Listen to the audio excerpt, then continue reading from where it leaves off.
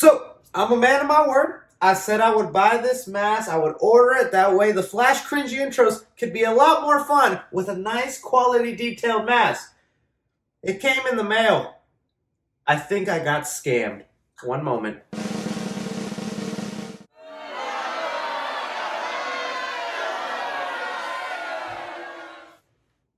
It's not so bad.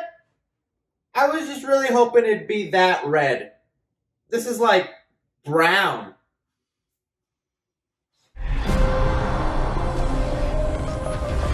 Hey guys, thanks so much for clicking on this video. My name is Chris. Let's make your day a whole lot better by diving into some movie news for upcoming films that'll get you real excited. Some of the things that we're going to be discussing here today is we have an update on the Super Mario movie currently in the works with Illumination Studios. A brand new character we were not expecting to show up in the film has just leaked. We're also going to be talking about some Godzilla vs. Kong. Been a while since we've talked about my two good old fighting titans. A lot of superhero movie updates here with SpiderMan No Way Home getting a description of all the costumes for the villains in that film. The director of Morbius spoiling the fact that a certain character shows up in the movie, and even details on the big bad guy in the upcoming Flash movie. So be sure you guys are dropping your opinions down below with all the movie news we discuss here today. It is not a side flick unless you're using your voice to be heard in that comment section. And if you want to make my day a little better, all you have to do is hit that like button or subscribe to the channel if you haven't already. With that stuff out of the way, let's dive into our first story here today. And it's a bit of a technical one, but it's important for the landscape of the movie world. So obviously we just had the movie The Suicide Squad that premiered over the weekend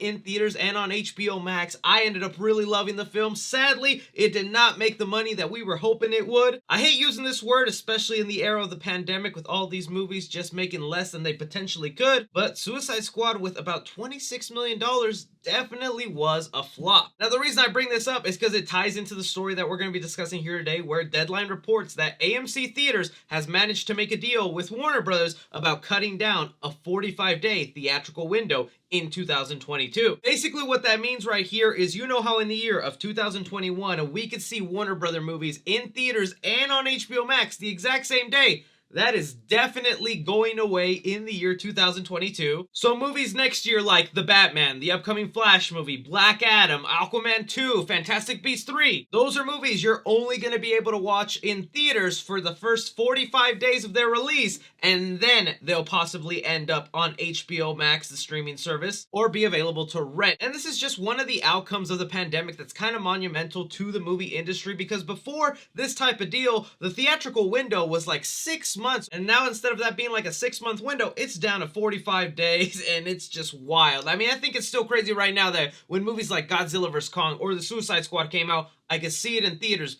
drive home, and see it on a streaming service in that instant. Like, that is mind-blowing to me. But it is also because of that reason that a lot of the Warner Brothers movies are just not making the amount of money they could. Also because since it's instantly put on the internet in HD 4K quality, it is going to get pirated so much. So while it was a nice experiment that Warner Brothers made with HBO Max, and heck, I'm kind of happy they made that sacrifice, because if it wasn't for Godzilla vs. Kong taking that risk at the box office during a pandemic, we would not have gotten all these other movies coming out right now. Movie theaters would still be playing a game of chicken of like, no, you release your movie. No, you release your movie. I don't want to risk this bombing. Let me know how you guys are feeling on this theatrical window being cut because of their movies underperforming sometimes. Now jumping into some talk about the upcoming Super Mario movie that is in the works with Illumination Studio. I have been really hyped for this movie. This is the animated Super Mario movie that is officially licensed by Nintendo. We're still set to get this movie next year, even though we know very little. That's one thing about Nintendo. They really like to keep things close to the vest and secretive, but there's always somebody who ends up saying something they weren't supposed to, and we just found out about a very D-list character in the Super Mario world that is going to be part of this movie that kind of opens our eyes to how this film is going to go down. Stand-up comedian Sebastian Maniscalco, hopefully I pronounced that right, is a comedian I have seen. I enjoy his work. I think he is pretty funny. And well, while doing a recent podcast, towards the end of this interview, when the host was asking him, hey, what are you going to do for the rest of the day, he goes ahead and says this. Tonight is what, Monday? You're gonna go home. What do you got the rest of the day? I got I'm in the movie Super Mario Brothers, an animated movie. So I'm real? Playing Spike, their boss. Yeah. So I'm gonna do that at 12. That right there, letting it slip, something he probably wasn't supposed to say, but he admitted that he's going to be playing the character of Spike, who is also the boss of the Mario Bros. in the Super Mario movie. Now, if you look up the name Spike in the Mario world, there's about two characters that'll pop up. One that's like a little green monster, and the other one is Spike Foreman. I'm gonna go with my gut here and say that he's talking about Foreman Spike because that has a history of being the boss of the Super Mario Bros. Back in the 80s, there was a video game called Wrecking Crew where you had Mario and Luigi as these construction workers who were meant to build a wall, and in that video game, they had Foreman Spike, who was their boss, but also prevented them from doing a lot of their work. What this kind of lets us know in the Super Mario movie is it looks, instead of being plumbers, the Mario Bros, Mario and Luigi could end up being construction workers in the Mushroom Kingdom, which I think kind of opens our eyes to what kind of people they're going to be portrayed as in the Super Mario movie, as the average Joe, just regular people in this town. Then when Princess Peach gets kidnapped by Bowser, the seemingly average people, everyday workers of the Mario Bros step into action to save their kingdom's princess. Now, I could be completely off on that speculation, but it seems now like the Super Mario movie is going to work as an origin story for these characters, kind of showing us how they became these heroes and then go from there. You guys hear these details involving the Super Mario movie. What do you think the meaning of having Mario and Luigi have a boss? What significance could that have to the movie? Jumping into a movie we haven't talked about in a while, Godzilla vs. Kong. It is hard to believe that Godzilla vs. Kong came out this year because it feels almost like a lifetime ago when we were dealing with that Godzilla vs. Kong hype. We were barely getting any footage, no posters. Then the movie came out and I thought it was a blast. I had a lot of fun with it, and I had even more fun making video updates with you guys. Well, it's time to get excited for the next couple of updates for this MonsterVerse, because even though we were in a pandemic, Godzilla vs. Kong was that movie that made a lot of studios feel confident about releasing their films in this era because it managed to make a good chunk of money. It showed that there was still life in this MonsterVerse, so they're going to continue it, and we have here, from the writer of Godzilla vs. Kong, Max Borenstein, teasing what the future of the franchise is. He goes ahead and says, "I've heard some exciting things that are happening that I can't divulge.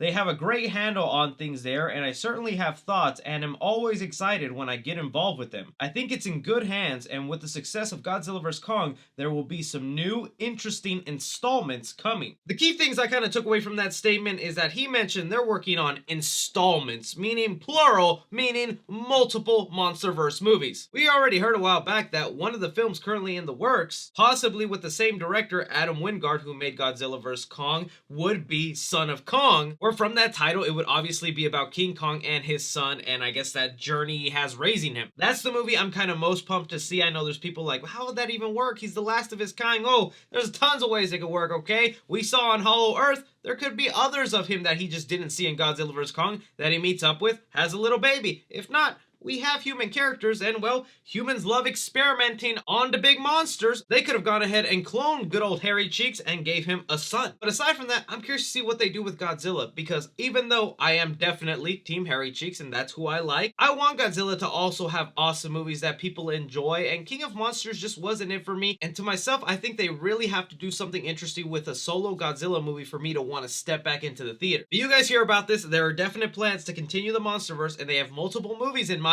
What movie would you want to see in the MonsterVerse? Talking about now the movie Morbius real quick. I know a lot of people might not be excited for this one as the Sony spin-off in the SpiderMan universe. This movie is still set to come out in early 2022. And while the director was talking about his movie and kind of accidentally let slip a cameo that we're going to be seeing. Director Daniel Espinosa, while talking about how grateful he was to work on the movie Morbius, he mentioned that he loved going into work and seeing names like Michael Keaton, Jared Leto, and Tom Hardy on the call sheet for who would be showing up to set that day. And well, if you don't know, Tom Hardy plays Eddie Brock in the Venom movies, so he just let it slip right there accidentally that he showed up to set on Morbius and Tom Hardy also was there during the filming. So to me, it just kind of continues to fuel that thing of, are we more excited to see Morbius the character or just answering those questions of what is going on around him? Like, how is Michael Keaton's Vulture going to be explained? What is up with that mural of Spider-Man being called a murderer? And now Eddie Brock Venom in this movie?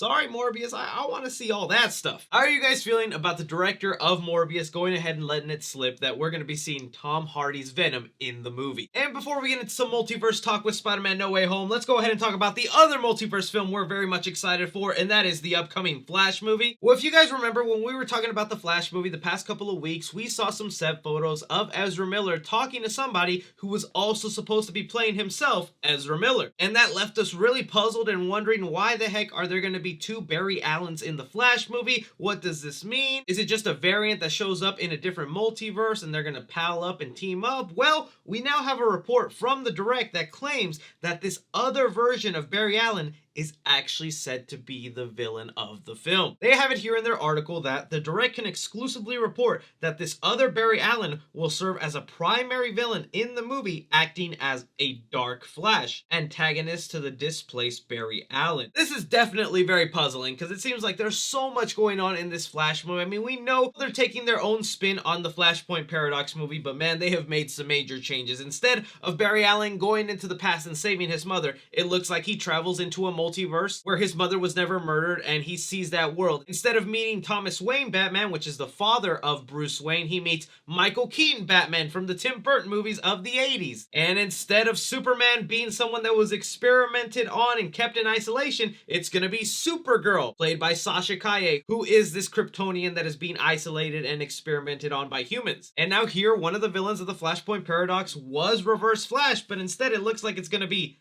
Dark Flash, and it's also Barry Allen? Now, they could be a little sneaky with us and do something smart here where maybe this other Barry Allen is supposed to be Reverse Flash, because there have been interpretations in the comics where Professor Thawne has actually had plastic surgery to look exactly like Barry Allen since he has some sort of obsession with him. So maybe that's what they can explain here, that actually is Reverse Flash taking on the identity of Barry Allen. How are you guys feeling that this other Barry Allen is looking to be the villain in the Flash movie? And since we're on the subject of villains here, let's go ahead and talk about Spider-Man No Way Home, because we just got an exclusive report from One Take News. Now, I'll admit this isn't a site that we've used here on the channel before, and we're still seeing if they're very credible or not. The only reason I'm bringing them up is because they seem to have heard the same information I have, so I'm believing the things they tell us here is pretty accurate. If you guys remember, a couple months back, I did a video where I talked about what Jamie Foxx's Electro costume would be looking like in the new Spider-Man movie, and I said they would get rid of that whole blue look, and instead they would just give him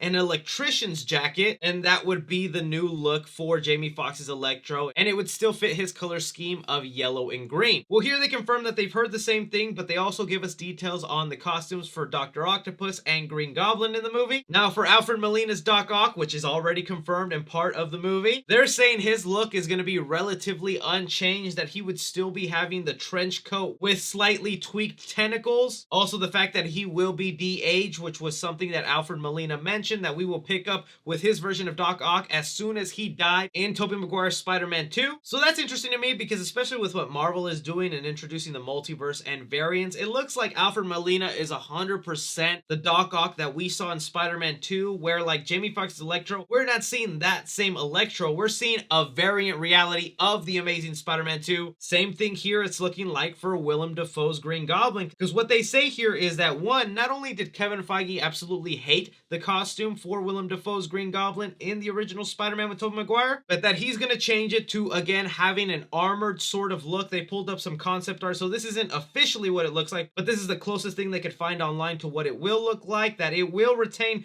green, but it'll also have a lot more purple, and it'll still be sort of an armored up look for this Green Goblin. Which again, since that costume isn't exactly like the one we saw in the original Spider-Man with Tobey Maguire, I have to think we're not going to be seeing that version of Willem Dafoe, but instead a similar alternate variant reality of Green Goblin Norman Osborn, where he does look like Willem Dafoe, but he creates a different Green Goblin costume and has slightly different scenarios. I think that's going to be the most confusing part about Spider-Man No Way Home, is we're going to continue to have that debate of, are they exactly the same characters that we saw in the movies we grew up with, or are they going to kind of Ralph Boner them and say they're very different versions? You guys are going to have to let me know your thoughts down below. What do you think of these costumes for the Sinister Six? Be sure to leave your thoughts down below on that. But that is all the movie news we currently have going on right now, guys. I want to thank you so much for taking the time out of your day to watch this video. Don't forget to get geeky in that comment section. Also be hitting that subscribe button and leaving a like. But as always, I'm Chris. Take care.